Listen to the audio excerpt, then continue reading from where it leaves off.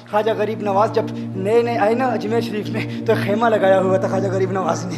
خیمے میں خواجہ غریب نواز عصر سے لے کر مغرب کے وقت تک روتے رہتے تھے. ایک نوجوان اجمیر سے باہر گیا ہوا تھا پڑھنے کے لیے, کچھ عرصے کے بعد واپس آیا اور اس خیمے کے قریب سے گزر ہوا اور گزرا تو رونے کی آواز آئی. فوراً دیکھتا ہے کہ خواجہ غریب نواز رو رہے ہیں, ابھی غیر مسلم ہے, اسلام قبول نہیں کیا. فوراً گھر جاتا ہے, ماں سے پوچھتا ہے, ماں یہ مسلمانوں کا گرو کیوں روتا ہے, مسلمانوں کا بابا کیوں روتا ہے؟ میں ہر روز گزرتا ہوں, عصر سے مغرب کے مابین جو وقت ہے یہ روتا ہے. ماں نے کہا جاؤ اس سے پوچھ لو کیوں روتا ہے. وہ نوجوان خواجہ غریب نواز کے خیمے کے اندر آیا, کہا بابا میں ہر روز یہاں سے گزرتا ہوں, آپ کے رونے کی آواز آتی ہے, بتائیے آپ کیوں روتے ہیں؟ کہا جاننا چاہتے ہو میں کیوں روتا ہوں؟ میں نے ایک مدت اپنے مرشد کے ساتھ گزاری ہے, مرشد کی خدمت میں گزاری ہے, مجھے اپنے پیر کی یاد رلاتی ہے, پیر کی یاد رلاتی ہے. میں عصر سے مغرب کے وقت تک اپنے مرشد کی یاد میں روتا رہتا ہوں. اس نوجوان نے کہا اچھا میں نے تو سنا تھا کہ انسان کو جب درد ہوتا ہے, تکلیف ہوتی ہے تو تکلیف انسان کو رلاتی ہے, آپ کو تو محبت ہے,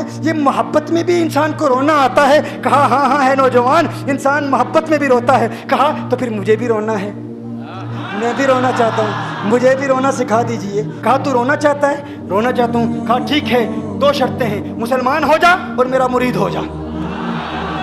کہا میں ماں سے اجازت طلب کروں گا. ماں کے پاس گیا اجازت لینے کے لیے. ماں نے کہا تو ضدی ہے, جب تو ارادہ کر لیتا ہے, جو ارادہ کرتا ہے تو پورا کرتا ہے, جا جو کرنا چاہتا ہے کر لے. خواجہ غریب نواز کے بارگاہ میں حاضر ہوا, عرض کرتا ہے بابا میں پھر مسلمان ہونا چاہتا ہوں, مجھے مرید کر لیجئے. خواجہ غریب نواز نے مرید کر لیا, خواجہ غریب نواز کا مرید ہو گیا. اب خواجہ غریب نواز نے کہا اب وقت سارا میرے ساتھ گزرے گا, ناشتے کے وقت خواجہ غریب نواز کے ساتھ, سحری کے وقت خواجہ غریب نواز کے ساتھ, سحر کے وقت خواجہ غریب نواز کے ساتھ, پورا دن اسے خواجہ غریب نواز کے قرب کی کچھ ایسی عادت ہو گئی, خواجہ غریب نواز کا دیوانہ ہو گیا, ان کا عاشق ہو گیا. کچھ عرصہ گزرا, خواجہ غریب نواز نے فرمایا اب تیرے لیے 3 دن کی چھٹیاں ہیں, 3 دن کے لیے چھٹیاں ہیں, 3 دن کے لیے چلا جا. اس نے کہا مسئلہ ہی کوئی نہیں, ایشو ہی نہیں, پرابلم ہی نہیں, ٹھیک ہے 3 دن کے لیے چلا جاتا ہوں. اب جب 3 دن کے لیے گھر گیا, کہا 3 دن کے لیے تو اب مجھ سے ملاقات نہیں کر سکتا, مجھ سے ملنے کی اجازت نہیں ہے. اس نے کہا ٹھیک ہے نہیں ملوں گا. گھر گیا, پہلے دن جب گھر گیا یہ وہ نوجوان تھا جو 3 روٹیاں کھایا کرتا تھا, آج ایک لقمہ بھی نہیں کھا پایا, ایک لقمہ بھی نہیں کھا پایا. اسے کچھ ہو گیا, کہہ رہے مجھے کچھ ویکیوم سا محسوس ہو رہا ہے, کچھ دل میں کمی سی محسوس ہو رہی ہے. یوں وقت گزرتا گیا, رات کا وقت آیا, آنکھ نہ لگی, سو نہ پایا, مکان کی چھت پر چلا گیا. ماں نے دیکھا بیٹا چھت پر کیوں چلا گیا؟ ماں چھت پر جاتی ہے, بیٹے کیا ہوا؟ کہا پتہ نہیں ماں, میں تو فوراً سو جاتا تھا, آج نیند بھی نہیں آ رہی, آج کھانا بھی نہیں کھا پاتا. ماں تو چلی جا. ماں چلی جاتی ہے. یوں جب سحری کا وقت ہوتا ہے اس کی آنکھوں سے اشکوں کی برسات جاری ہوتی ہے, اس کی آنکھوں سے اشکوں کی برسات جاری ہوتی ہے. وہ رو رہا ہے, اس پر رکت تاری ہے. ماں آتی ہے, بیٹے کیا ہوا؟ کہا ماں مجھے پیار ہو گیا ہے, ماں مجھے محبت ہو گئی ہے, ماں مجھے عشق ہو گیا ہے. جا غریب نواز کے پاس, کہا مجھے بلا لو.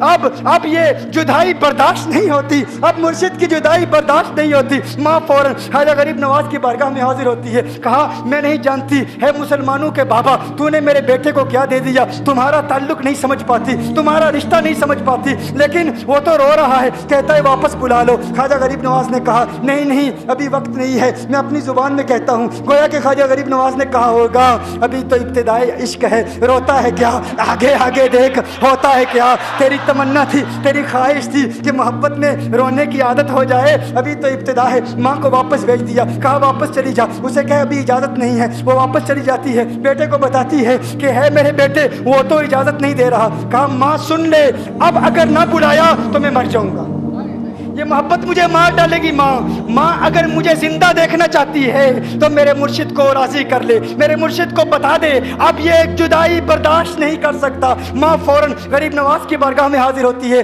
کہا ہے غریب نواز کرم فرمائیے, مجھ ماں کی تمنا ہے, مجھ ماں کی آرزو ہے, وہ مر جائے گا. کہا ماں کی تمنا ہے, تیری بات مانتا ہوں, جا اسے واپس بھیج دے. وہ فوراً بھاگتا ہوا خواجہ غریب نواز کی بارگاہ میں حاضر ہوتا ہے. اس وقت خواجہ غریب نواز اپنے مریدوں کو درس دے رہے ہیں, ایک مجمع لگا ہوا ہے. وہ فوراً خواجہ غریب نواز کے دروازے پر کھڑا ہوتا ہے اور پھر مرید یہ منظر دیکھ رہے ہیں. خواجہ غریب نواز کو دیکھتا ہے, خواجہ غریب نواز اسے دیکھتے ہیں. وہ میں نے کہا تھا نا نگاہ مست ملائی تو میں پلا کے اٹھے, جہاں وہ بیٹھ گئے میں قدا بنا کے اٹھے. خواجہ غریب نواز نے اس کی آنکھوں سے آنکھیں ملائی اور پوچھا اب پتا چلا محبت میں رونا کیسے آتا ہے, اب پتا چلا. اس نے کہا ہے غریب نواز کرم فرمائیے. فوراً غریب نواز नवाज को पुकारता हुआ गरीब नवाज के कदमों में आ गिरा, गरीब नवाज के कदमों से लिपट गया। अब मुरीदीन इस मंजर को देख रहे हैं और हैरान हो रहे हैं कि सिर्फ वो मुरीद ही नहीं रो रहा, सारे मुरीद रो रहे हैं, इस प्यार के रिश्ते को देख रहे हैं। और फिर एक अजीब और गरीब मंजर,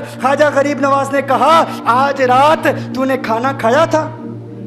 कहा नहीं खाया था, नहीं खाया था। ख्वाजा गरीब नवाज ने फरमाया, मैंने भी नहीं खाया था, मैंने भी नहीं खाया था, मैंने भी नहीं खाया था।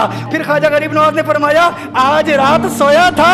कहा नहीं सोया था। कहा आंख मुझे भी नहीं लगी, नींद मुझे भी नहीं आई। ये मंजर सब मुरीद देख रहे हैं, वो मुरीद भी रो रहा है और ख्वाजा गरीब नवाज की आंखों में अश्कों की बरसात जारी है। ये वो रोने वालों का मकाम है।